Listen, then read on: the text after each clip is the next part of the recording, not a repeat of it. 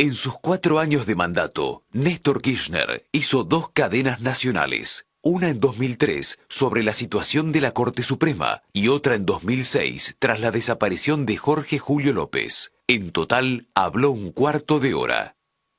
En cambio, Cristina Kirchner, en sus 2 periodos, lleva ya 122 cadenas nacionales, en las que habló más de 4.600 minutos. Diputados de la oposición presentaron un proyecto en la Cámara Baja para limitar el uso de la cadena nacional o provincial, que en ningún caso podrá superar los 10 minutos de duración.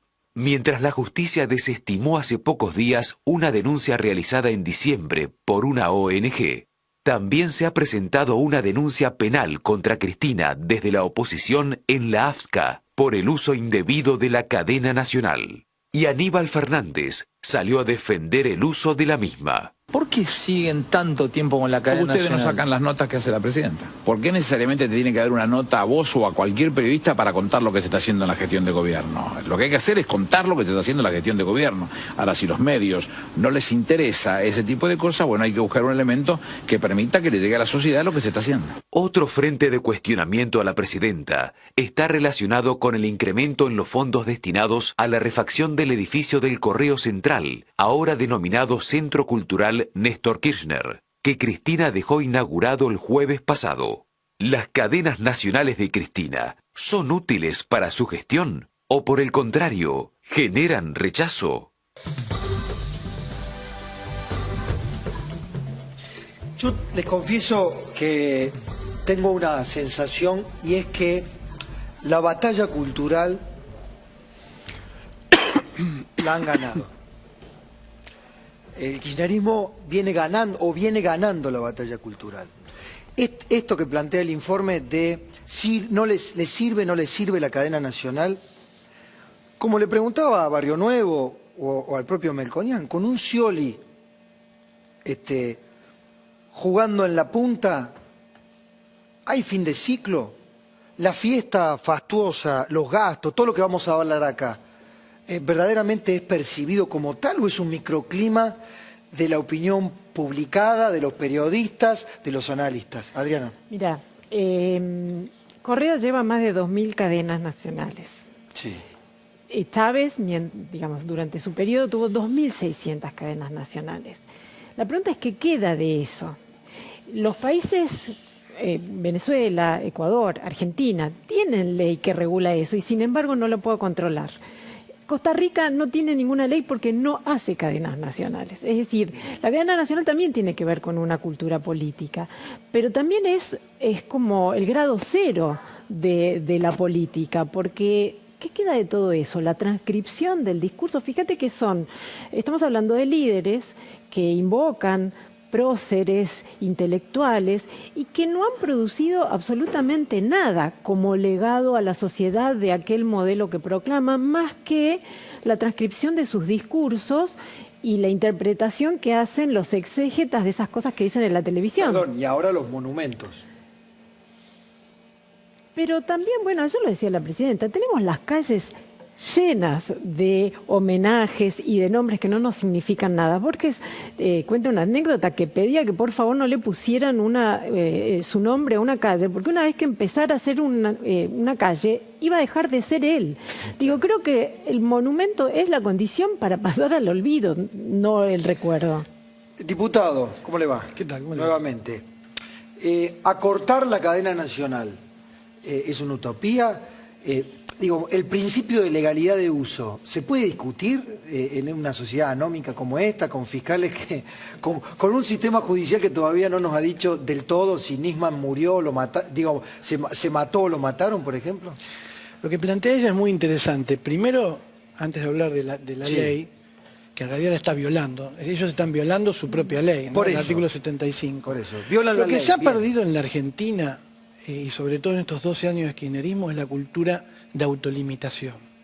Porque efectivamente en muchos lugares hay cadenas nacionales y no hay una necesidad de reglamentarla, porque el que gobierna sabe que está administrando el Estado y que por lo tanto una cadena nacional es un poder muy restrictivo, con lo cual hay una cultura en ese país o en esa sociedad de autolimitación del hombre público o de la mujer pública.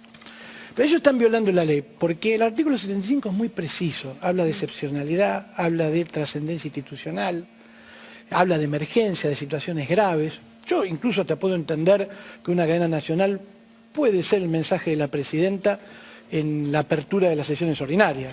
¿Escuchó el argumento de Aníbal Fernández? Porque no, pero ahí voy, porque el tercer elemento que hay que analizar es la concepción que tiene el gobierno del Estado.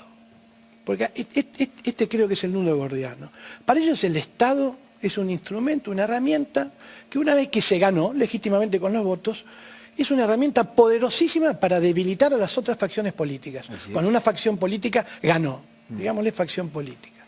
Entonces, es lícito ganarlo a como de lugar, por lo tanto, cuando se constata qué poder se tiene, es lícito retenerlo a como de lugar, y también es lícito usarlo a como de lugar. Entonces, ¿cómo se refleja esto? El gobierno nacional, el kirchnerismo tiene una filosofía muy clara. No hay división o hay límites muy borrosos entre Estado, gobierno y partido de gobierno. Entonces, en ese marco nacional hay que ver la cadena nacional. Por eso te quiero explicar lo siguiente, desde mi punto de vista. La cadena nacional es un engranaje más.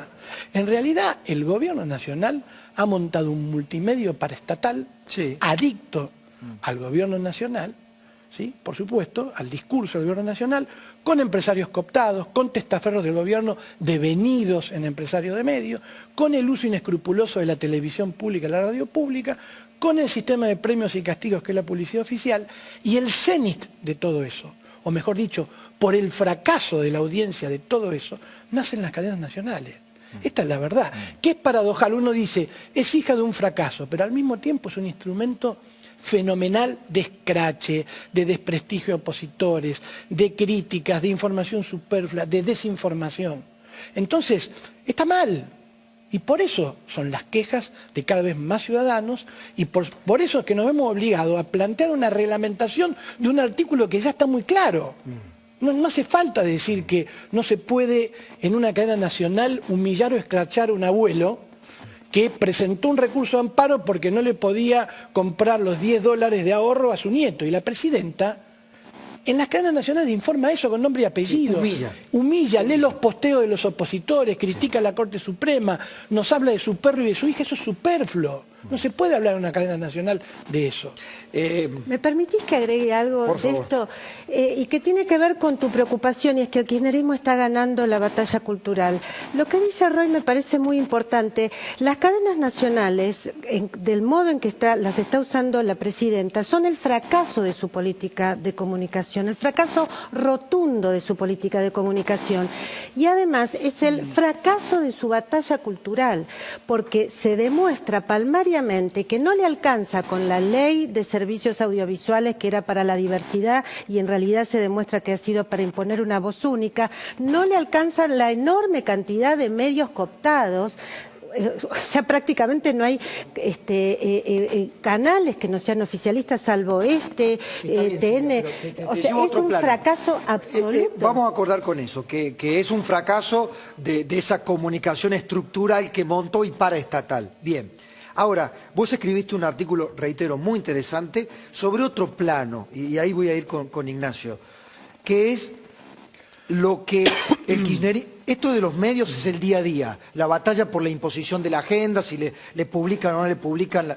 Ahora, han reescrito la historia, se han metido con la historia. El Museo del Bicentenario te presenta a los chicos de la escuela, se han metido en los programas educativos, y ese trabajo da la sensación que es un trabajo más gramsciano, es decir, de la batalla cultural más como una estrategia de mediano y largo plazo para que subsista. ¿En eso también crees que es lo mismo el fracaso? Yo creo que eso hoy no lo podemos ver, lo vamos a ver en el futuro. Va a depender muchísimo de lo que haga el próximo gobierno, no importa de qué signo político sea, de darle, digamos, recuperar la historia argentina. Contame qué es lo que más te sorprendió de la reescritura. Primero, esta vocación que se repite en todo la política de comunicación del gobierno, cuando habla, cuando da un discurso, cuando hace el centro cultural, cuando se interviene en los programas educativos, de hacer malos, malísimos, que solo están preocupados en defender sus propios intereses, y buenos, que son buenísimos, que trabajan por y para el pueblo. Sí, el maniqueísmo aplicado a la historia. Maniqueísmo absoluto, un revisionismo, digamos, la reinstalación de un revisionismo, que yo digo es un revisionismo K, que un tema que estaba saldado, que era el revisionismo, cuando aparece en la historia, digamos, en la historiografía, es para equilibrar de algún modo la historia liberal. Las historias oficiales. Claro, digamos, otro maniqueísmo. Pero esto pasó hace ya más de 100 y pico de años, es decir, es una vuelta al debate que había a principios del siglo XX, o sea, es una cosa totalmente... Bueno, perdón, la palabra gorila no se escuchaba en el lenguaje político ¿hace cuánto? Hasta que creo que en 2008... significa lo que significaba. Yo creo que la polémica esta se resuelve entrando a las páginas de YouTube, a las cuentas de Twitter, y vean la cantidad de seguidores, vean la cantidad de interacciones. No existen. El maniqueísmo que vos señalás en la historia se planteó en las producciones audiovisuales, en las ficciones para todos, que fueron un fracaso porque no las vio nadie. Entonces, la pregunta es, no es lo cuánto hacen, sino qué receptividad. No creo que esto haya servido para ganar mucha más confianza en la política por el discurso mismo de los propios funcionarios. Parece que no tuvieron tiempo de contar todo lo que querían contar, siendo que tenían no solamente los medios paraestatales, tenían medios estatales como nunca antes. Ignacio, el Centro Cultural Kirchner, ¿por qué se pusieron a investigar? ¿Desde cuándo investigaron eso? Cuando en el 2010 se anunció, el 25 de mayo de 2010, y se dijo que iba a costar unos 900 millones de pesos, 700 en la primera cifra, 900 en la segunda, dijimos acá hay un enorme negocio. Por dos cosas. Primero, porque se hacía el anuncio en el marco de una gran inversión en imagen presidencial. En ese momento, la imagen de Cristina empieza a aparecer en los carteles de obra pública. Sí. En ese momento, el gobierno empieza a convertirse en el principal comunicador. Si analizamos hacia atrás en la historia, lo que vos llamás la batalla cultural, yo lo veo como una guerra, y creo que la batalla la pierden junto con la guerra. Y ahí dijimos, ¿para qué es esto? Y nos dimos cuenta que tenía dos sentidos. Uno era gastar muchísimo dinero. Y otro un sentido comunicacional, que era una autorreferencia al gobierno. Si era una autorreferencia, necesariamente iban a haber negociados. Esto es el ABC del periodismo argentino hoy en día. Y a medida que íbamos siguiendo, íbamos corroborando que los gastos iniciales nunca se iban a cumplir. Es más, se iba a hacer, como en toda la obra pública kirchnerista, sin excepción, se iba a hacer una postergación que iba a resultar en un mayor gasto por inflación y por ampliaciones al proyecto original. Y finalmente llegamos a los últimos días en los que empezaron, porque en los primeros días no se daba información, se anunciaba en el presupuesto, va tanto dinero, van tantos cientos de millones para el Centro Cultural. Empiezan a aparecer los pianos más caros que se venden en este momento en el mundo, van al Centro Cultural Kirchner. Las arpas más caras del momento al Centro Cultural. Cientos de millones de pesos en obras de arte que finalmente son videos de Café Tacuba y Os Paralamas do Suceso. Todas estas irregularidades vinieron a confirmar que lo que en realidad se estaba armando es el esquema básico del kirchnerismo, un gran negocio detrás de lo que se supone es una movida política. Quisiera decirte una cosa con respecto a las batallas. Las provincias del Chaco y La Pampa, ¿cómo se llamaban en la época del peronismo? Se llamó Eva Perón, presidente Perón, algo así. Exacto. Finalmente, estos intentos que no son nuevos, cuando uno va a la historia se da cuenta que esto es una guerra. Para rebautizar. Pueden rebautizar lo que quieran. La otra gran derrota cultural que está implícita en el Centro Kirchner, ahí funcionaba la Fundación Eva Perón. Lo que era un símbolo de asistencia a los pobres es hoy un símbolo de ostentación. Bueno, perdón, fue muy... Igual yo creo que sí. la batalla cultural que vos te referías es el consenso que puede tener en la sociedad o en una parte de la sociedad. No el cambio de nombre, que coincido con vos, cambian los nombres y muchas veces hasta que no son aceptados por la realidad y por la sociedad. Vos podés cambiar de nombre un monumento muchas veces o el nombre de este centro cultural y después la historia lo vuelve a cambiar. Yo no diría que es gramsciano, porque a veces la cultura gramsciana significa construir cultura de abajo hacia arriba. Yo creo que esto tiene rasgos totalitarios. Moderados. Estalinistas. No, claro, sí, totalitarios ¿por qué? Y moderados, digo, estamos en democracia, eso no lo niega nadie. Porque justamente el totalitarismo significa en parte lo que dije antes, la fusión permanente entre Estado, gobierno y partido de gobierno. Y ellos tienen marcado ese rasgo. ¿Sí? Y fascistas, disculpame, pero también hay algo fascista. El fascismo siempre depende de la llegada de un líder iluminado que providencialmente viene al país a salvarlo de los enemigos que se lo están comiendo. Este relato que construyó a Perón, cuando llega al poder, estaba en los libros estaba leyendo un libro, un extracto, Cajita de música de Nelly de Apícolo, alumnos de segundo grado. Se hablaba de un militar que veía una estrella azul y le pedía por su patria, y la estrella azul le decía que bueno, que vos vas a ser el encargado de salvarla, y finalmente la salvaba, y obviamente quién era ese militar era Perón. El discurso de Cristina Kirchner de ayer, construyendo la historia argentina como un evento preparatorio desde 1810 hasta 2003, como un evento preparatorio para la llegada del gran líder, tiene rasgos fascistas que si no es fascista, a ver. Ahora, el relato, siguiendo también con tu preocupación original, el relato peronista sí ha funcionado y nosotros creemos que esa década, que yo siempre digo es de características orwellianas, perfecta, es lo que hoy creemos que sucedió y es muy distinto de lo que de verdad pasó. Es decir, hay que estar atentos a ver cómo el relato de esta docena kirchnerista impacta en las futuras generaciones. A mí me dio mucha impresión verlo a Devido en la conferencia donde estaba explicando, creo que los costos y los gastos, decir, bueno, este centro cultural es para el pueblo, porque ahí tienen a ustedes, los oligarcas, tienen el Colón en la ciudad de Buenos Aires, entonces el Centro Cultural Kirchner es para el pueblo. ¿Cuánto costó el Centro Cultural para el pueblo? Por ahora 3.000 millones, 3.100 y pico, no está terminado. Sí. Calculamos que va a salir por lo menos 5.000 millones. Y si es para el pueblo, yo no sé, creo que Marta Argerich estaba siendo muy escuchada en el conurbano, ¿no? A ver, no mintamos.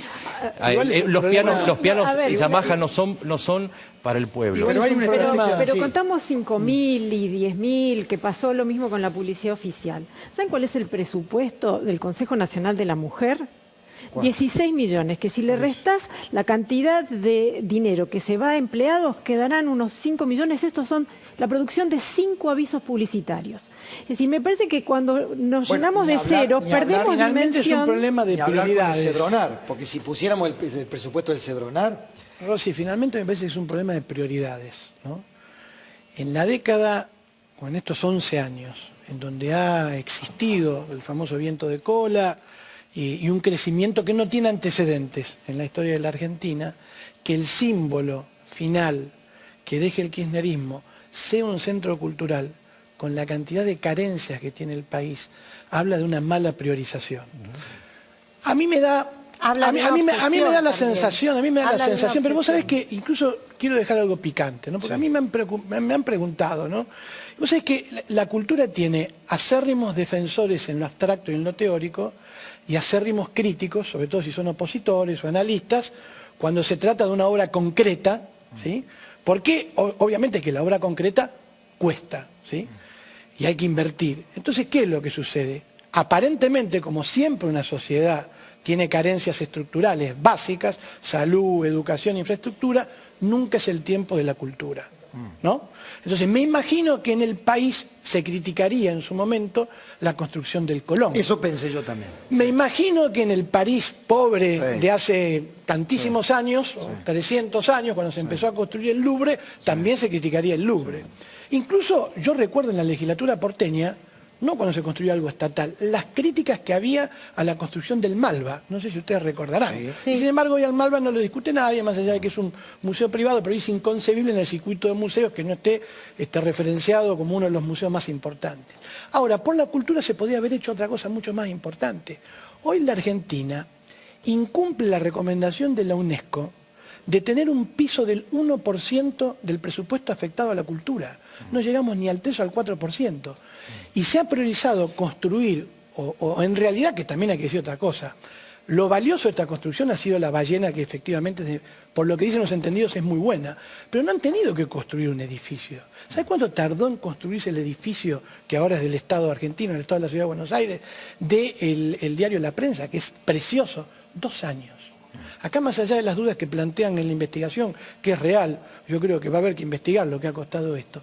Han tardado 11 años. Pero ¿saben para qué? refaccionar un ¿Saben edificio. qué? A ver cómo reaccionan a esto. A mí me da la sensación que ante lo monumental del centro cultural, que es algo tangible y que va a quedar, la ballena va a quedar, sí. Vamos a ver qué hace un próximo gobierno, si en Scioli, si en Macri, puede reinstalarse una percepción de la mano de la publicidad y del machacar y del machacar y del machacar, otra vez en la sociedad argentina, una sociedad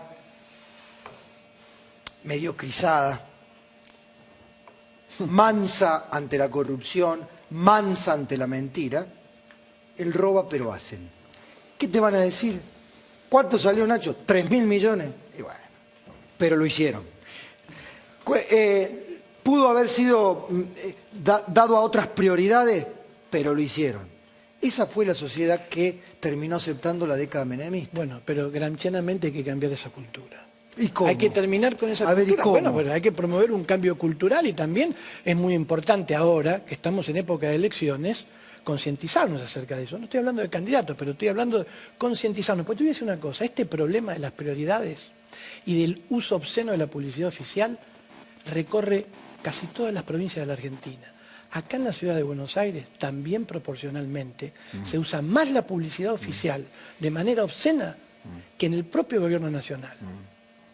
Entonces esto es algo que recorre toda la Argentina. Y hay que dejar claro que seguramente los resultados que obtienen los hubieran obtenido sin el gasto de publicidad. Es decir, lo que nosotros le atribuimos como consecuencia de la publicidad y de la televisión y de programas que nadie ve, en realidad tienen que ver con una gestión de gobierno y después podemos discutir si está bien o no está mal.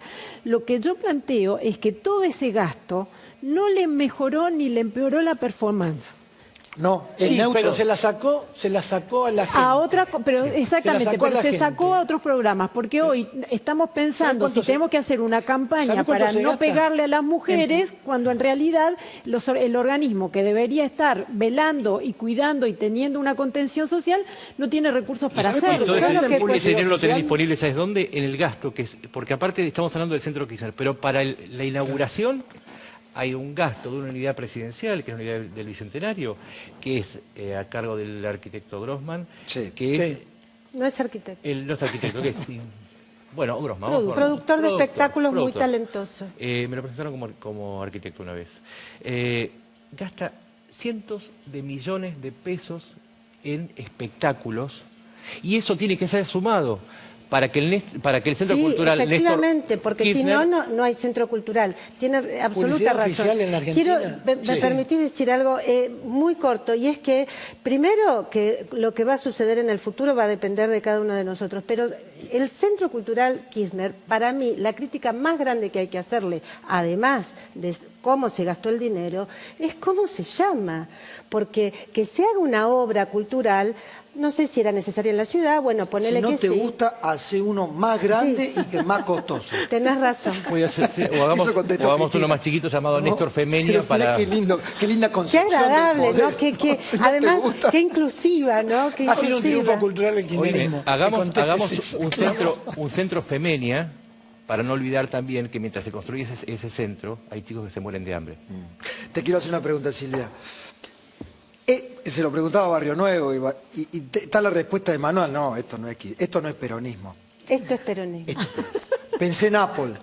Vos escribiste el libro sobre... Absolutamente. Vos lo resucitaste a Apple. Esto es Apple. Esto es peronismo, y en el mismo Museo del Bicentenario es impresionante cómo el kirchnerismo se apropia justamente de la historia del peronismo y dice, de la década peronista, dice la transformación política, económica, social. De la década kirchnerista dice la recuperación de la transformación económica, política, social. No me cabe la menor duda que es el peronismo, y te cuento además que voy a sacar un libro que habla de eso, que se llama El relato peronista. Bien. Quiero decir algo como socialista, por lo menos para opinar sobre el peronismo. En los símbolos estoy absolutamente de acuerdo y en muchas pautas culturales, pero por lo menos el justicialismo de la década del 40 y del 50, con todo lo polémico con toda la polémica que ha generado en la política y cómo ha dividido al país, significó el ascenso en términos políticos y económicos de una clase social en la Argentina. Esta gente no significó el ascenso de nadie, excepto de los que viven en Puerto Madero, nada más. Y ha dejado, después de una década de crecimiento, 11 millones de compatriotas debajo de la línea de la pobreza. Gracias a los cuatro.